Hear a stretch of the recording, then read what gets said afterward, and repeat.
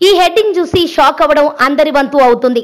చిరు ప్రస్తుతం కాంగ్రెస్ పార్టీ నుంచి రాజ్యసభకు ప్రాతినిధ్యం వహిస్తున్నారు. రాష్ట్ర విభజన దెబ్బతో ఏపీలో కాంగ్రెస్ ఉనికే ప్రశ్నార్థకమైంది.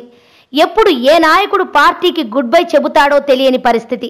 అలాంటి పార్టీలో ఉన్న చిరు 2019లో ఏపీ సీఎం ఎలా అవుతాడబ్బా అనే సందేహాలు అందరికీ వస్తాయి. ఇక్కడే అసలు ట్విస్ట్ ఉంది. 2019 సాధారణ ఎన్నికల్లో మెగాస్టార్ చిరంజీవిని కాంగ్రెస్ పార్టీ నుంచి ఏపీ సీఎం అభ్యర్థిగా ప్రకటించేందుకు కాంగ్రెస్ అధిష్టానం సుముఖంగా ఉన్నట్టు తెలుస్తోంది. ఈ క్రమంలోనే కాపుల ఓట్లకు గాలం వేయడం ద్వారా చిరును సీఎం చేయాలని కాంగ్రెస్ భావిస్తోందట. చిరుకు ఉన్న క్రేజ్ దృష్ట్యా చిరును సీఎం అభ్యర్థిగా చేస్తే కాంగ్రెస్ కాస్తో కూస్తో పుంజుకుంటుందని ప్లాన్ చేస్తోందట.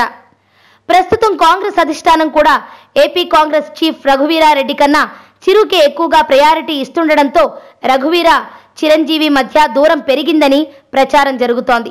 తనకు తెలియకుండానే అధిష్టానం చిరుతో సంప్రదింపులు జరుపుతుండడంతో పాటు తన ప్లేసులో చిరును ఏపీసీసీ చీఫ్గా ప్రకటిస్తారన్న వార్తలు రఘువీరాలో తీవ్ర అసంతృప్తికి కారణమవుతున్నాయట. ఇదిలా ఉంటే సినిమాల్లోకి రీఎంట్రీ ఇచ్చిన చిరు వరుసగా సినిమాలు చేసుకుంటూ పోతున్నాడు.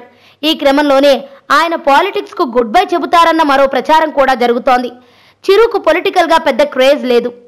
మరి ఈ టైంలో చిరును సీఎం అభ్యర్థిగా ప్రకటించి కాంగ్రెస్ ఎంతవరకు గెలుస్తుంది అన్న ప్రశ్నలకు ఆన్సర్ భూతద్దంలోనే వెతుక్కోవాలేమో.